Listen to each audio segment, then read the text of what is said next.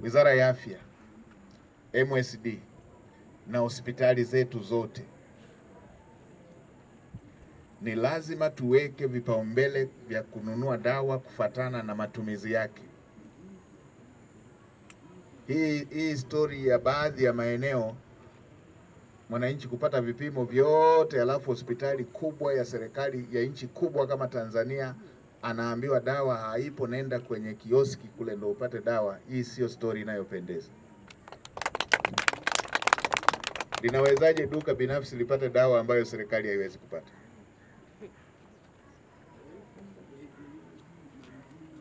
Wapo wanaonunua, wapo wanunuzi wanaofanya makusudi. Wanapoagiza wanaagiza Panadol na paracetamol, alafu kwenye kuandika wanajua kule dawa zilikokwenda, zile zilizo muhimu ambazo watu wanatakiwa watibiwe nazo. Kwa kila akimwandikia anamwandikia aende kwenye duka lake.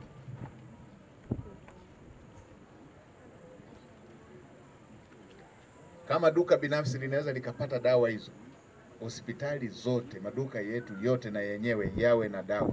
Kama mwananchi atapita kununua kule kwa sababu ndo njia yake anayopita, iwe ni njia yake amepita ndo kanunua, ama ndo iliyo karibu naye. Lakini isiwe hii kwamba huku kwingine ni kufanya vipimo na kuandikiwa na kuelekezwa kwenda pa kununua.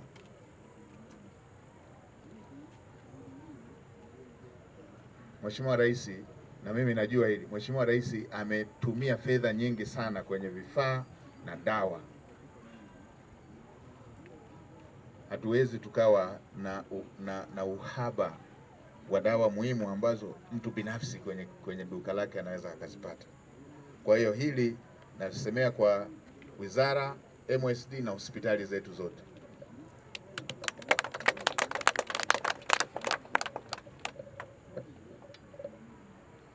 La tatu, bado zipo hospitali ambazo baadhi ya huduma wanapokea malipo kwa mtandao na baadhi ya huduma wanapokea malipo kwa njia zinazopotezea serikali mapato na kuipunguzia uwezo serikali ya kununua dawa za kutosha kwa ajili ya wananchi wetu. Hospitali zote zizingatie maelekezo ya kutumia mifumo katika taratibu zetu za kutoa huduma na kupokea mapato ya serikali. Leo nilikuja tu kutembelea wagonjwa kama sehemu ya ibada, lakini nitafanya ziara kufuatilia maelekezo ya Mheshimiwa Rais kuhusu uboreshaji wa huduma za afya pamoja na uhudumiaji wa Watanzania wanapofika kwenye hospitali zetu. La pili, kwa hospitali zote nchini, mama mjamzito ambaye ameshapatwa uchungu, ameshafika hospitalini, ana complication au hana complication, asisubirishwe kujiandikisha kabla hajaanza kupata huduma. Apelekwe kwanza kupata huduma. Ameshafika, hatoroki, mafaili ya mkute kitandani, asisubirishwe mapokezi. Nimefurahishwa mama moja hapa amesema alikuja hana hata ndugu moja. Ndugu wa kwanza amewakuta madaktari na wamemhudumia, ndugu zake wamekuta tayari yuko na mtoto.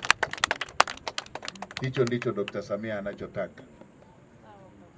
Mtanzania anapokwenda hospitalini akute ndugu yake yuko pale. Ndugu zake wa kuzaliwa wa damu watamkuta akiwa ameshapata huduma. Kwa hiyo viongozi wa hospitali zote nchini, shusheni maelekezo kwa watu wenu wote wanaoshughulikia kuanzia mapokezi mpaka kwenye huduma ya mwisho. Najua madaktari ni professionals, hatutegemei jambo la tofauti. Huku kwingine tunajua wauguzi wetu ni professionals, hatutegemei mambo ya tofauti. Kwingine kote. La pili,